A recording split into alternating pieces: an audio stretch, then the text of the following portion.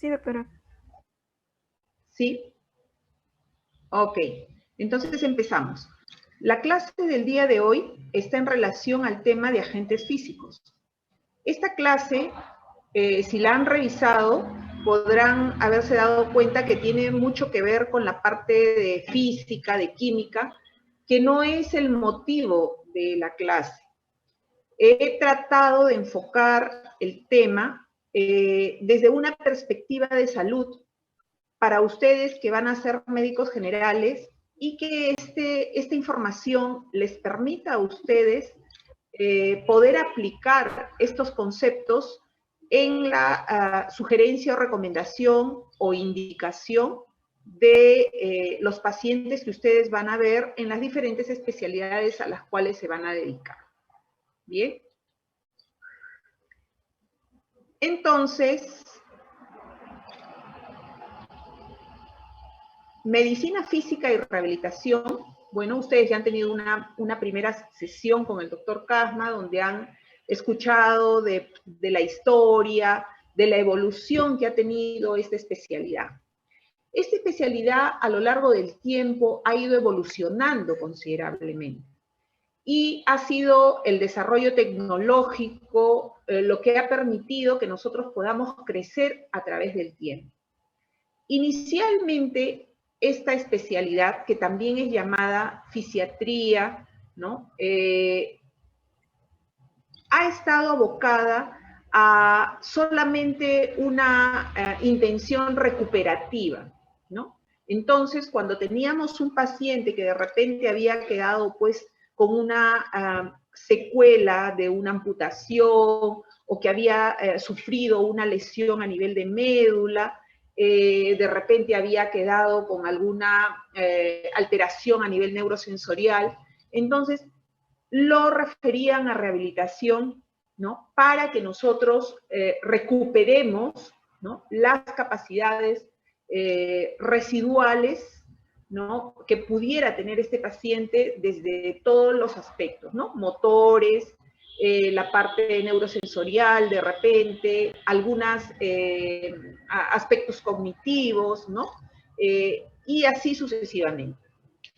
Pero con el desarrollo que hemos experimentado a través del tiempo, nuestra especialidad se ha convertido pues en más intervencionista o más participativa en el proceso de la recuperación de la salud. Entonces, ya le hemos dado una intención o una orientación que va pues más en el sentido de repente preventivo, ¿no? Orientado hacia la parte profiláctica, ¿no? La parte propiamente ya intervenir en cuanto a la evolución propiamente de la enfermedad, ¿no? Donde los aspectos de rehabilitación pueden ser una alternativa que va a coadyuvar a un tratamiento o muchas veces puede ser una alternativa que va a reemplazar también a un tratamiento específico, ¿no? Entonces, en ese sentido, se le ha dado una orientación también de tipo terapéutico. Además, a esto hemos sumado la tecnología, ¿no?, que ha permitido que podamos desarrollar una serie de equipos, una serie de aparatos que nos permiten ofrecer también al paciente una opción para el tratamiento que requiera. En ese sentido, pues, por ejemplo, en la parte preventiva, ¿no?, la detección, por ejemplo, de defectos posturales, ¿no?, la detección temprana de defectos posturales, que también ustedes en su momento van a tener una clase, nos permite a nosotros evitar que en el tiempo esto evolucione y que pueda desencadenar una serie de problemas como pueden ser pues problemas degenerativos articulares, síndromes dolorosos, ¿no?, deformaciones de repente en algunas estructuras socioarticulares. En ese sentido, la prevención nos ha obligado, ¿no?, nos ha dado una alternativa, ¿no? Es por eso que también ustedes deben conocer esto para que ustedes puedan orientar adecuadamente a sus pacientes. En la parte terapéutica, como les menciono, ¿no?, nuevamente la idea ha sido ofrecer a los pacientes una alternativa, ¿no? Por ejemplo, en los cuadros dolorosos, donde podamos ser coadyuvante a un tratamiento farmacológico o en algunos casos, por ejemplo, reemplazar un tratamiento farmacológico, ¿no?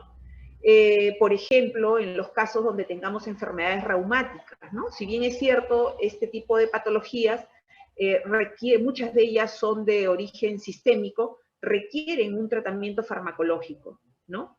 Que si está bien manejado, ¿no?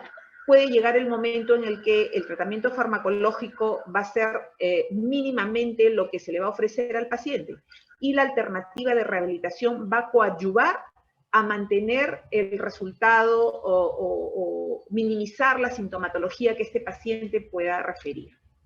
Se escucha claramente, ¿verdad? Sí, doctora. Sí, doctora. Ok. En el sentido que siempre le hemos dado a la especialidad, pues no nos queda más que mencionar que somos una alternativa, ¿no?, de reeducación y de reinserción, ¿no? Entonces, la parte recuperativa. ¿Dónde llega el paciente, pues, que de repente tiene una alteración motora, donde llega un paciente que de repente requiere el uso de un ortético o la adaptación de un ortético para mejorar sus capacidades o sus habilidades remanentes, resultado de alguna lesión específica que pueda tener?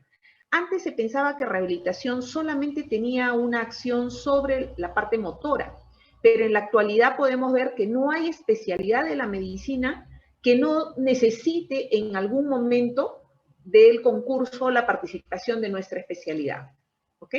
Entonces, eso nos obliga con mayor razón a que ustedes tengan un concepto claro con respecto a este tema, ¿ok? En el contexto de la rehabilitación, y seguramente lo han conversado en la clase anterior, rehabilitación es una especialidad pues bastante amplia, ¿no? Y dentro de ella nosotros trabajamos con una participación multidisciplinaria e interdisciplinaria. Nos apoyamos mucho en la terapia física, en la terapia ocupacional, en el abordaje que nos puede también complementar las diferentes especialidades de la medicina. Trabajamos con un terapista de lenguaje, con un ortopedista, muchas veces un técnico ortopedista para la adaptación de algunos ortéticos, y también con el psicólogo, el enfermero, de repente, dependiendo de cada caso muy particular. Y es dentro del área de la terapia física propiamente, ¿no?, donde nosotros vamos a requerir el conocimiento de estos aparatos o de este tema propiamente, que son los agentes físicos, ¿no? En general, un médico traumatólogo, un médico neurólogo o de otra especialidad puede tener una idea, ¿no?, de que ese paciente necesita rehabilitación, pero quien realmente maneja y sabe qué aparato o qué agente físico le va a indicar a ese paciente es el médico rehabilitador, ¿no? Entonces eso hace que nuestra especialidad realmente pues tenga una importancia considerable dentro de lo que es la parte médica.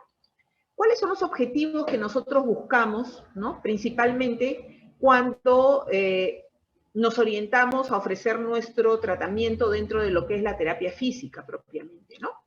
Buscamos, pues, prevenir la disfunción articular, ¿no? Restituir las capacidades funcionales que son el resultado de una deficiencia preexistente y de la manifestación o la evidencia de una discapacidad que ustedes ya lo han hablado en la clase anterior. Buscamos que el paciente logre un máximo de independencia en actividades de vida diaria, ¿no?, para que se pueda reinsertar también en sus actividades en la medida de lo posible. Actividades de vida diaria le llamamos nosotros actividades básicas, ¿no?, como alimentación, vestido, higiene. Buscamos también disminuir el tiempo de las discapacidades, ¿no?, en la medida de lo posible. Disminuir también el uso de las opciones farmacológicas que podemos ofrecer, ¿no?, minimizar su uso. Y obviamente también de prevenir la cronicidad y la recurrencia de algunas enfermedades, ¿no?, en la medida de lo posible. Entonces, ¿cómo vamos a definir nosotros un agente físico, ¿no? Aquí hay algunas definiciones que encontré que me parecen interesantes, donde dice que es un elemento físico natural o un elemento físico artificial que se utiliza en el tratamiento de un proceso patológico o una enfermedad. Otra definición dice que es un vehículo de energía que puede provocar modificaciones en las células, tejidos u órganos y desencadenar una serie de efectos biológicos. A través del tiempo, de los años, con la experiencia que me ha dado desarrollar en esta especialidad, he podido concluir que un agente físico es todo estímulo externo que aplicado sobre un cuerpo va a producir una respuesta, ¿no? Que aplicado sobre una superficie, en este caso un segmento corporal, va a producir una respuesta. ¿Ok? Como resultado de una modificación a nivel celular, de algún tejido o de alguna otra estructura, ¿no? ¿Cuáles son los objetivos que nosotros tenemos para cuando optamos por el uso de estos agentes, ¿no? Tenemos básicamente, ¿no?, que buscamos obtener un efecto antiinflamatorio, ¿no? Un efecto antiinflamatorio que de hecho nos va a condicionar pues una respuesta analgésica, ¿no? Vamos a tener una respuesta analgésica en relación a su uso de estos aparatos. Vamos a estimular de repente la regeneración de algún tejido. Vamos a disminuir el tiempo de evolución, ¿no?, de alguna patología específica. ¿Ok? Entonces nosotros aquí en rehabilitación vamos a utilizar, habíamos mencionado que tenemos agentes físicos naturales y agentes físicos artificiales, ¿no? Los agentes físicos naturales, pues los tenemos aquí, se los presento en esta diapositiva, donde pueden ver que la energía solar es un agente físico natural, ¿no? El agua de mar, por ejemplo, también, las características o propiedades que nos ofrecen también los diferentes climas, también puede ser un agente físico natural. Las aguas termales también, ¿no? Los fangos mineromedicinales y el agua propiamente, ¿no? Pero el tema del día de hoy nos orienta a este gran grupo, que son los agentes físicos artificiales, ¿no? Estos agentes, ¿no?, han sido desarrollados, ¿no?, o se han desarrollado con los distintos, a través del uso de distintos tipos de energía que se han transformado, ¿no? Entonces, en este sentido, nosotros podemos decir que los agentes físicos artificiales que se emplean en rehabilitación son agentes físicos no ionizantes.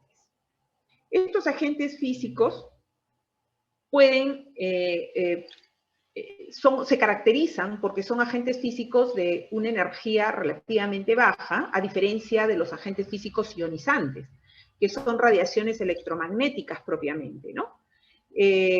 Como por ejemplo los rayos gamma, los UV, ¿no? Son agentes físicos ionizantes, que no es el motivo de nuestra clase. Los que nosotros utilizamos en esta especialidad son agentes físicos no ionizantes, ¿no?, que no son capaces de ionizar la materia o transformar la materia cuando interaccionan con esta, ¿no? Entonces aquí nosotros vamos a definir que también tenemos algunos específicos, como el uso del calor, ¿no?, que se van a convertir a través de algunos principios físicos que vamos a mencionar, ¿no? El uso del calor, el uso del hielo, ¿no?, las radiaciones. También tenemos agentes físicos como los movimientos, ¿no?, los mecánicos, que incluyen los movimientos, los masajes, las fuerzas a través de la tracción y que vamos a ir desarrollando. Así también como agentes físicos que van a utilizar la corriente como estímulo principal para evidenciar una respuesta sobre la zona que se está aplicando. Entonces vamos a empezar hablando el día de hoy con la hidroterapia. La hidroterapia, como menciona aquí, pues utiliza como agente principal el agua, ¿no? Y la acción de la hidroterapia se va a fundamentar en dos principios o dos efectos principales, ¿no? Un efecto mecánico y un efecto térmico. Un efecto mecánico que va a estar dado pues por el principio de Arquímedes, ¿no? Eso lo recordamos pues desde la época del colegio, ¿no? Que dice que cuando un cuerpo se sumerge, ¿no?, en forma total o parcial dentro del agua, va a experimentar una fuerza hacia arriba, ¿no? Y va a desalojar en la misma magnitud, digamos, al peso del líquido que ha desalojado, ¿no? Por lo tanto, el movimiento dentro del agua se facilita. Por eso es una excelente alternativa cuando nosotros queremos trabajar lo que es movimiento. Otro efecto que también logramos con el uso del agua es el efecto térmico. ¿Por qué? Porque el agua que vamos a utilizar en estos aparatos pues es un agua o va a transmitir calor al cuerpo o a la superficie que está sumergida dentro de ella, ¿no? Y este calor se va a transmitir por un principio físico que se llama convección, ¿no? El agua tiene una temperatura específica y en contacto con la superficie que está sumergida dentro del tanque, va a transmitir calor a este cuerpo que está sumergido, ¿no? Entonces, va a haber un intercambio de temperatura a través del movimiento del agua o también este principio se puede trabajar a nivel de líquidos o gases. Por favor, ¿alguien tiene su audio prendido, creo?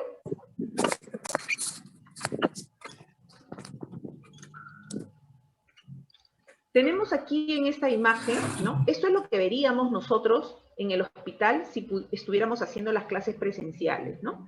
Estos tanques existen en todos los hospitales donde hay un centro de rehabilitación, ¿no? Es un tanque de Havard y un tanque de Whirlpool, ¿no? Vean ustedes aquí esta estructura celestita, ¿no? Estas estructuras que se ven acá de color celeste en el tanque grande, le da a la salida del agua una fuerza, ¿no? Entonces constituye un efecto de turbina.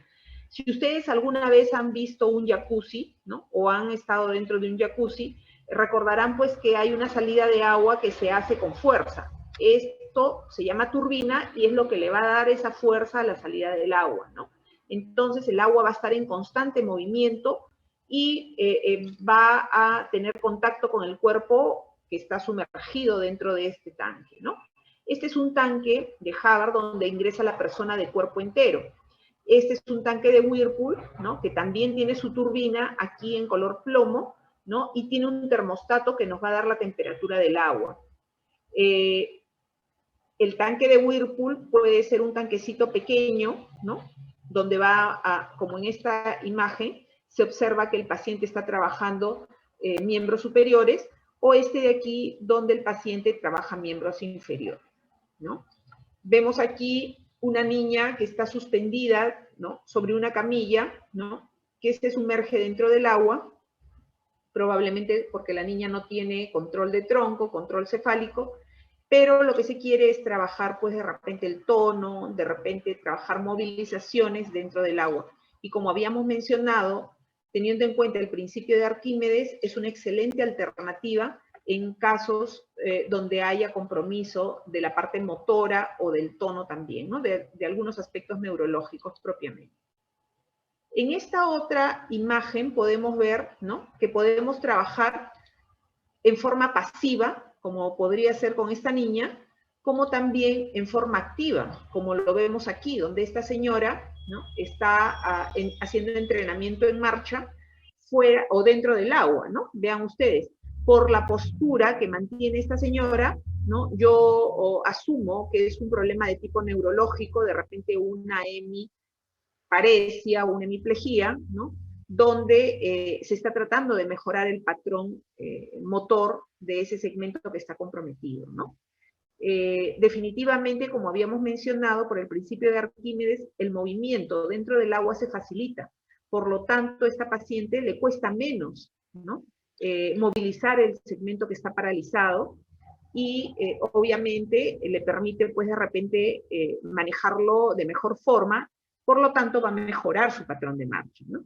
Aquí vemos que este pacientito también, por la postura, parece que hubiera una rigidez articular en extremidades, ¿no? Me impresiona que podría ser de repente una secuela de una parálisis cerebral, por las posturas en flexión que tiene de las extremidades, ¿no?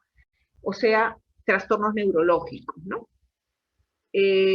También aquí se le está trabajando de forma pasiva, aquí en forma activa esta paciente, y aquí también este pacientito en forma activa porque está haciendo pataleo, ¿no? Esto es para que ustedes se den cuenta los usos que podría ofrecernos o las opciones que podría ofrecernos el uso de la hidroterapia. El uso de la hidroterapia también va a producir pues efectos, habíamos mencionado, sobre el organismo, ¿no? Es un agente físico. Principal, el agua, ¿no? Va a producir 3 efectos sobre el organismo. Si estuviéramos trabajando, pues, como lo habíamos mencionado, ¿no? Con el agua de mar, por ejemplo, podríamos considerar que hay un intercambio de elementos minerales, ¿no? Luego tenemos el efecto térmico, ¿no? Que va también vamos a ver que va a producir un efecto de vasodilatación sobre la zona que se está sumergida, ¿no? Luego vamos a tener el efecto físico, que va a facilitar el movimiento, como lo habíamos mencionado, a través del principio de Arquímedes. ¿Cómo vamos a utilizar este agente físico, ¿no? Como lo habíamos mencionado, a través del uso de los tanques de Whirlpool, los tanques de Hubbard, la piscina terapéutica. También tenemos, aquí vemos más imágenes, tenemos un aparato también que en el hospital existe, se llama Hydrotrack, ¿no? Que es una banda sin fin que está dentro del agua, ¿no? Entonces, es como una caminadora dentro del agua. Eso nos permite trabajar, hacer entrenamiento de todo lo que es patologías, de repente, que tengan que ver con cintura pélvica, todo lo que es patrón de marcha, ¿no? Secuelas traumatológicas que puedan haberse sucedido a nivel de miembros inferiores, ¿no? Donde la repercusión funcional para la marcha es lo que está más afectado. ¿En qué casos vamos a indicar el uso del